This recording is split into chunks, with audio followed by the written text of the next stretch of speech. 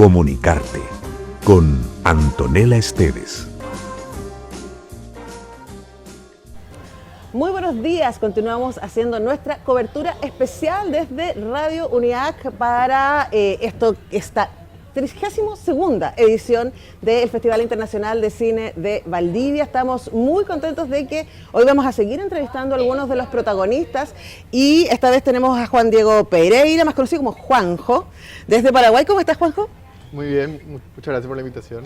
Bueno, estamos muy contentos de conversar con Juanjo. Él está con su película Bajo las banderas, El Sol, que es una película que trabaja sobre todo con archivos, en donde además, voy a preguntarte sobre eso, escogiste como medida de dirección narrativa no usar voz en off, no tener un ejercicio explicativo, sino a través del material que fuiste encontrando. Pero uno de los desafíos iniciales es que no había mucho material sobre Paraguay. Cuéntanos un poco el estado de la cuestión con la que te viste al inicio.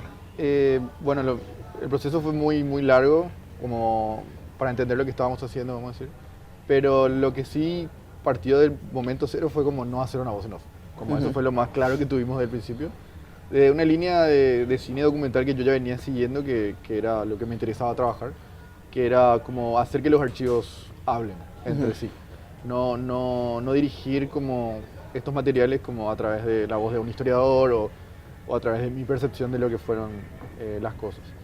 Más que nada, resaltar que es una película sobre la dictadura en Paraguay, que duró 35 años. Fue una dictadura que yo no la viví. Yo soy hijo de la democracia, vamos a decir, post-dictadura. Entonces, de alguna manera, poner mi voz en algo que no viví no me parecía como la mejor manera. Y empezamos buscando como mucho archivo en Paraguay. Paraguay no tiene una cinemateca o un archivo nacional audiovisual o una filmoteca. Entonces empezamos a buscar como con algunas personas que guardaron copias de copia de la copia de la copia. Y era muy poco, como eran registros muy como de distintas épocas. Pasábamos de los años 30 a los años 70 y de ahí teníamos como un vacío enorme. Entonces empezamos a buscar mucho en Paraguay y después empezó la investigación internacional, que sumó a 10 países de todo el mundo. Obviamente países que tienen relación política con Paraguay, como lo son claramente sus dos países vecinos, que son Brasil y Argentina, que son los países más grandes de la región, y Paraguay está en el medio como un sándwich. Entonces empezamos a investigar mucho de ahí y encontramos como, de alguna manera, un imaginario que no teníamos, o un imaginario que yo no tenía de lo que era. Nunca yo o mi equipo vio las calles de la capital de los 40, de los 50, no teníamos un imaginario de cómo era Paraguay. Entonces, hacer la película de alguna manera fue reconstruir algo que nunca vimos, y de ahí partió toda la idea. Ahora, según entiendo, tú no pensaste hablar específicamente de los años de Stroessner, sino más bien como a preguntarte sobre el imaginario audiovisual de Paraguay. ¿Cómo fue cuando empezaste a darte cuenta de que lo que más había era esta voz oficial, finalmente, de esos 35 años, ni más ni menos?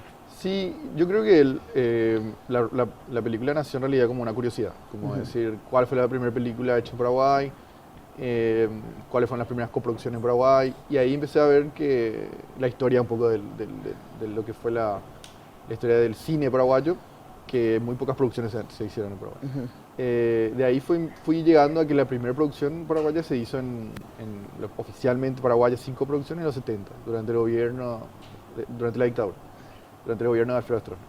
Y de ahí como que de alguna manera todo se fue tiñendo con la dictadura, porque ¿por qué no estaban los archivos? ¿Por qué no tenemos archivos? Toda la respuesta es 35 años.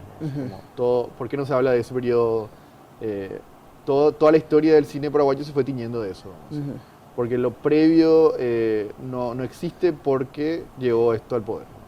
Lo previo al siglo 50 se destruyó porque no se guardó durante ese periodo. Claro, pero según entiendo, a diferencia de lo que pasó en Chile, donde hubo una búsqueda real de asegurar que esos archivos no, especialmente aquello que fue filmado durante la UP, en Chile no sé si sabes que hubo una intervención, hubo incendios, ¿cierto?, para que esos archivos no existieran. En el caso paraguayo es más bien desidia. Sí, es desidia que se puede ver hoy también. O sea, Paraguay es un país que está marcado un poco por el abandono de parte del gobierno, de parte de las medidas de guardado oficial, de archivo en general, no solamente fílmico. Por ejemplo, hay el archivo de la memoria de todo lo que fue el Plan Cóndor en Paraguay, es lo que más se guardó, pero la gran parte de eso está como abandonado en lugares como pasados por agua. Muchos archivos, el Archivo Nacional de Paraguay estuvo cerrado por muchísimo tiempo, muchos documentos se han perdido, es un problema más grande. Pero ese abandono es un abandono político también. ¿No? Sí. No es un abandono sistemático y no es un ataque directo, como decir vamos a intervenir la televisión nacional o vamos a destruir los archivos, pero viene de la mano de un olvido. ¿No? Yo hablé con algunas personas que trabajaron en lo que Paraguay era la primera televisión, que se llamaba SNT Cerro Corá, que era el primer canal estatal, que después se hizo privado, y ahí se producían todo lo que eran los documentales de propaganda, todo eso.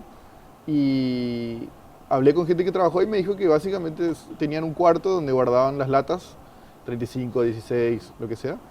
Y un día llegaba el productor técnico y le decía, bueno, se llenó, hay que sacar toda la basura. Como que no había una... Me duele eso pensarlo. Y de ahí algunos de esos que trabajaron en la tele guardaban en sus casas cosas. Y eso es un poco lo que quedó. No es que hubo un acto de guardar. Fue como más un agarre de sopetón. Como, esto me gusta, guardo y así. Claro, como una cosa más individual. Sí. Ahora también yo creo que es difícil para tu generación, para la generación de los estudiantes que están participando de esta grabación, pensar en lo difícil también que era grabar en los años 40, 50, 60, ¿cierto? Y este documental tú lo armas sobre todo con material oficial, diríamos, ¿no? De televisiones extranjeras o de las pocas cosas que se filmaron al interior de Paraguay, pero me llama la atención, te vi en una entrevista donde decías que no había material de disidencia. La cuestión empezamos a buscar, en realidad, como en Paraguay hubieron guerrillas, hubieron luchas armadas en contra del gobierno, hubo toda una gran oposición, no es que hubo un país callado. Claro. Pero esa gran oposición no estuvo ligada a las artes audiovisuales, o al menos yo no tengo registro de que eso haya sido así. Capaz se filmó algo, pero solo Dios sabe dónde está. Puede estar en la casa de alguien en el campo o bajo tierra, no se sabe. Claro. Pero lo que sí nosotros no tenemos el registro de como, por ejemplo, la batalla de Chile. ¿No? Claro. Eso no quiere decir que no haya existido Claro. un movimiento así, pero no tenemos filmaciones de eso. Hay algunas fotos, un registro fotográfico que se reveló hace poco, pero sí empezó entonces a decir como, bueno, no tenemos la contraposición de esto, vamos a usar lo oficial como para darle vuelta. ¿No? Entonces empezamos a encontrar como claramente lo oficial se guardó de otra manera. ¿No? Los países guardaron viajes presidenciales, tratados, todo ese tipo de cosas que tienen otro valor para las instituciones. ¿No? Y en un momento empezaron a llegar algunos que otros archivos familiares, pero lo descartamos, que no nos parecía que era lo correcto para mezclar archivo familiar con archivo institucional. Porque el mundo de los archivos es súper vasto y tiene muchas categorías también, ¿no? Está el oficial, está el familiar, hay de todo un poco. Y nosotros decidimos cómo usar la imagen de lo que sería el poder en Paraguay, o las figuras del poder para poder mirar como más allá de eso. Claro. Ahora, es interesante el ejercicio, porque finalmente cuando logras, después de todos estos años de investigación, tener una cantidad de material, ese material es oficialista, y tu película no lo es. Claro. Más bien cuestiona el uso del discurso narrativo audiovisual para la defensa de ese poder, ¿no? Y cuéntanos cómo hiciste eso sin usar una voz en off. Investigamos mucho, trabajamos mucho en relación a lo que es lo que significa el terror, lo que significa como trabajamos mucho yo trabajé con 2 historiadoras en Paraguay para poder entender cómo los símbolos de la dictadura formaron toda una nación, ¿no? Cómo toda una nación estuvo silenciada durante 3 generaciones, 3 décadas, perdón. Pero no es algo que solamente pasa con la llegada de la dictadura en Paraguay.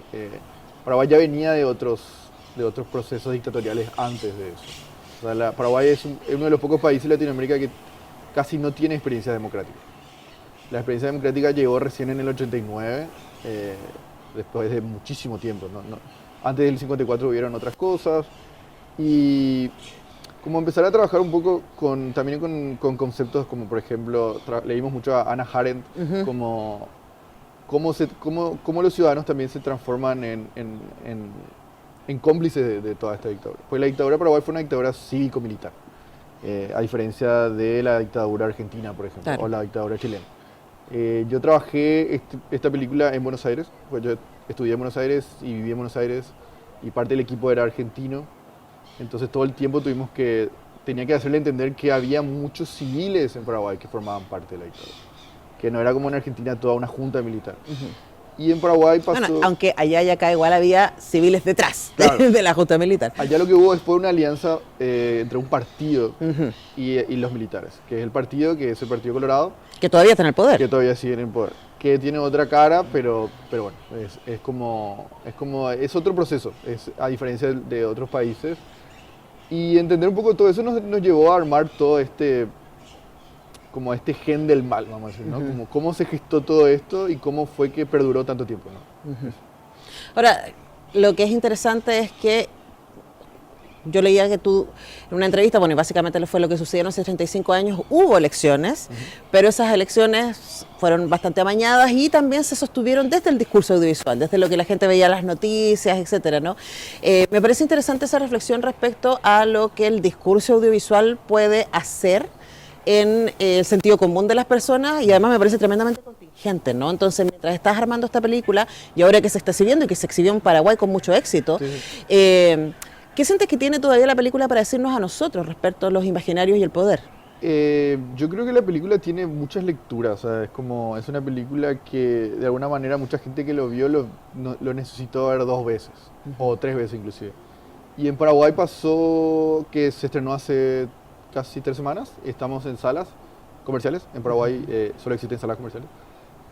Entonces se generó todo me parece que la película no solamente toca al público paraguayo, es algo que llegó en un momento donde las nuevas derechas también se están realzando.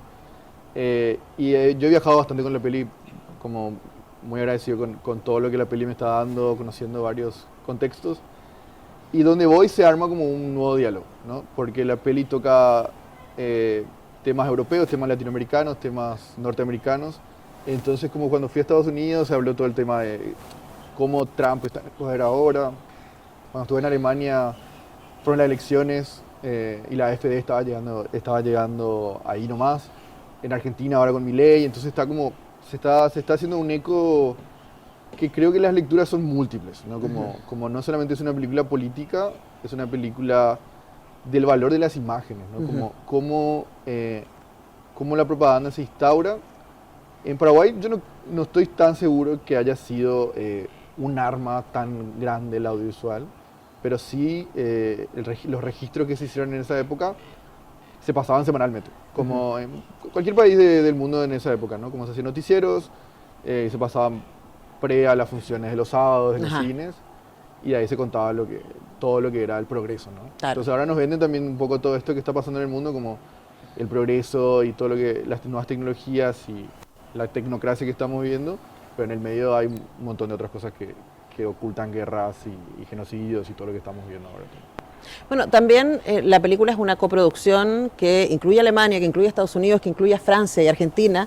Y quería preguntar también por eso, ¿no? ¿Cómo fue sumar a esos coproductores, pero también a esas miradas a un documental que pareciera inicialmente ser tan local? Sí, yo creo que, bueno, como mi productor de Estados Unidos siempre decía, no todos los Estados Unidos somos todos. No todos somos malos. No todos somos malos. Y como yo creo que ellos vieron que la película iba más allá de la cuestión local. Porque de alguna manera yo lo quería configurar también así, porque la historia que estábamos contando era una historia que no se conocía, era una historia que no se conocía en Paraguay, que no se conocía en el mundo, entonces era como no podíamos obviar ciertas cosas. Entonces yo creo que la película también necesitó ayuda económica. Es una película que es muy cara, o sea, es realmente muy costosa. Porque hay que pagar los archivos, la gente no necesariamente lo sabe. Y la película tiene una vida útil también, porque los archivos se compran por periodos. Ah. Vos comprás por 1 año, por 3 años, por 5 años. O sea, va a llegar un momento en que ya no vas a poder mostrar la película. Sí, o al menos que refinanciemos. Claro. Pero la película tiene 12 fuentes distintas, que algunas son gratis, otras tienen otro tipo de licencias. Es todo un trabajo muy fino de hilar eso. Y también fue como empezar a preguntarnos también cuánto cuesta la memoria, ¿no? En un país como Paraguay que no tiene registro fílmico, es como, ¿dónde está? ¿Cuál es el valor de las cosas? Y esas son cosas que también se fueron abriendo en los países donde fui mostrando esta película. Nosotros compramos muchas cosas de Francia, compramos muchas cosas de España, de Reino Unido, y ahí se empezó a hablar como, ¿por qué esto vale esto? ¿Y por qué esto también le tenemos que vender a un país como Paraguay, tan chico, que no tiene los fondos como para pagar este tipo de costos? Entonces yo creo que la película era una película que necesitaba una coproducción para salir a la luz. Claro, y esos materiales que compraste son sobre todo materiales periodísticos. Sí. Que, como tú decías, que para que podamos entender, quienes no hemos visto la película, lo que registra sobre todo es, como tú decías, las visitas de Stroessner a algunos de estos países, ¿cierto? Acuerdos y ese tipo de cosas. Ahora, a mí me conmueve mucho la idea de crecer en un país que no tiene memoria fílmica. Mi generación todavía es testigo de haber sido eso en nuestra niñez, porque nuestra cineteca es relativamente joven, ¿no? Pero quería preguntarte, ¿qué te pasó a ti hoy día? ¿Qué sabes tú más de ti mismo, de tus abuelos, de tus padres y de la sociedad en la que creciste al hacer esta película? Bueno, pasaron dos cosas muy interesantes en ese sentido. En varios materiales como que sentí que le encontraba a mis abuelos.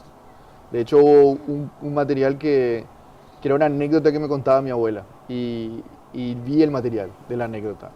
Y era una multitud de gente, básicamente en los años 60, 50 más o menos. La Fundación Evita Perón, que mandaba juguetes a Paraguay. Mandaba un tren lleno de juguetes para el Día del Niño. Y mi abuela me contaba que ella iba a buscar esos juguetes a Asunción. Y en una de esas filmaciones encontré esa filmación de los juguetes de Asunción. Y había un montón de niñas y yo dije, como, ahí está mi abuela. Como, de alguna manera fui armando como un montón de cosas. Después en otro material también mi abuelo era mecánico y había toda una filmación de mecánicos en Asunción en los 60. Y de alguna manera como miraba eso. Y después otra cosa que me pareció también como siempre fue una motivación o algo que sonaba en mi cabeza, es que mi madre nació en el 54, cuando Stroessner llegó al poder. Y en la película nosotros hacemos un recorrido de como los niños del 54 que se transforman en alguna manera en militares al final, ¿no? Y mi madre nació en el 54 y, o sea, vivió sus primeros 35 años durante ese gobierno. Entonces como entender un poco toda esa crianza pasando a la adolescencia, a la adultez durante muchísimo tiempo bajo un ala militar enorme, ¿no? Sí. Y también otra cosa que apareció no solamente en mí, sino en varios de los espectadores paraguayos, que es otro espectador, como yo creo que es totalmente otro espectador, que como yo fui reconociendo gente, hay mucha gente que fue reconociendo a abuelos, tíos, cosas como, más mira, mi abuelo está votando ahí, porque hay muchos planos que son generales, entonces se ven rostros. Y otra cosa que también me parece muy interesante es que haciendo la película, estrenando la película, ahí recién me contaron cosas de la dictadura. Ahí recién mi abuelo me contó que una vez lo detuvieron, por ejemplo. Antes nunca me contaron. Ahora pienso que eso está pasando en muchas casas de Paraguay, en donde la gente está empezando a hablar a propósito de, y te escuchaba y pensaba en esta frase muy famosa de Patricio Guzmán, ¿no? De que el audiovisual es nuestro álbum de fotos familiar. Y es muy bonito pensar que tu trabajo nos ayuda a tener una mirada política, ¿cierto? Una mirada contingente que tiene que ver con el uso de los imaginarios audiovisuales para la construcción del poder y para su sustentación, pero también esta cosa más íntima. Así que muchas gracias, Juanjo, por venir a conversar con nosotros acá en el Festival de Cine de Valdivia. Felicitaciones por tu película, esperamos verla.